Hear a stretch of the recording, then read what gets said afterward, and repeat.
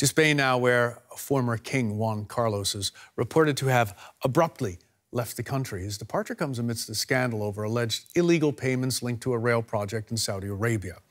In a letter to his son, King Felipe, the former monarch said he was leaving Spain so Felipe could work unhindered by the charges against his father.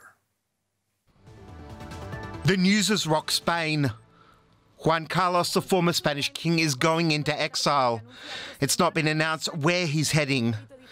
He says he's done so to protect the monarchy from scandal. But his decision has outraged many Spaniards. This is really bad. He should pay the money back. It's a hasty decision. He should stay and defend himself in court like the rest of us. Prosecutors have long been investigating Juan Carlos. The monarch is facing accusations he took a kickback from Saudi Arabia when Spanish companies won a contract to build a railway between Mecca and Medina there.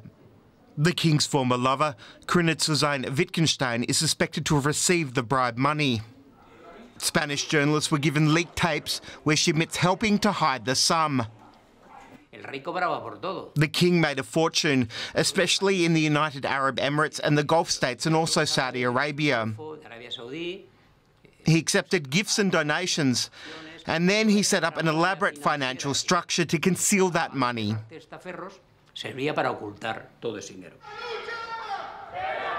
Spanish Republicans have been capitalising on the royal scandal by organising protests against the royal family. They're hoping Spaniards have had enough. The corruption doesn't just involve a few bad apples. We're demonstrating against the monarchy as a corrupt system. Juan Carlos allegedly continued to finance a lavish lifestyle with the laundered money after he abdicated the throne. He could still face charges over the matter, but now he's put a literal distance between himself and son King Felipe and between himself and prosecutors. For the very latest, we're joined by correspondent Jaime Velasquez. Good day to you, Jaime. Can you tell us why the former monarch has made, apparently, such a dramatic decision? Well, we know that this decision was taken together with his son, the head of the state, Felipe VI, and also with the Prime Minister, Pedro Sanchez. And this decision was taken actually mid-July. It was a move in order to try to save the institution as a whole because of the scandals regarding the private life of Juan Carlos I. We know that he left the country already on Sunday, but we don't know exactly about his whereabouts. The press, Spanish press, is reporting that he might be at the moment in the Dominican Republic. Has there been any confirmation of that he's gone to the Dominican Republic, and why would he choose that location?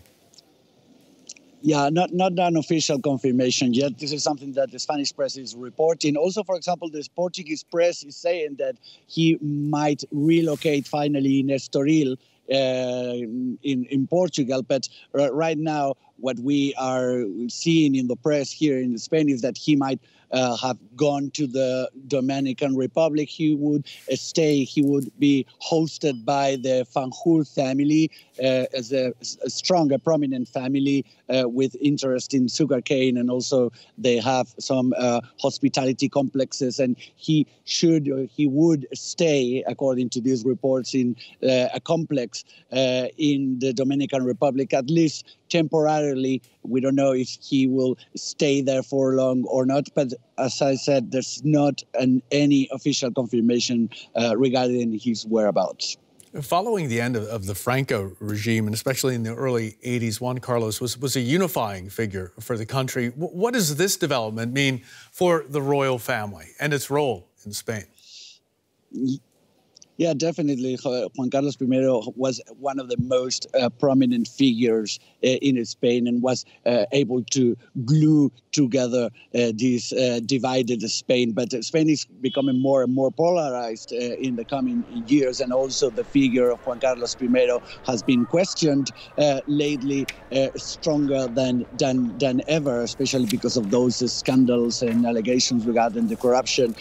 Felipe VI is trying to get as much distance as he can from the figure of his father, and the Spanish people, of course, is divided regarding that legacy that Juan Carlos I has, the role that he played in the arrival of the democracy here in Spain. Spain is divided even inside of the government. The Podemos party, which is part of the coalition government, has already requested that we should look about our system. But the Prime Minister, Pedro Sánchez, says it's not time for an institutional crisis. Okay. We are already in a health and economic crisis here in Spain. That sounds like some good advice from the Prime Minister. Jaime Velasquez, thanks so very much for that today.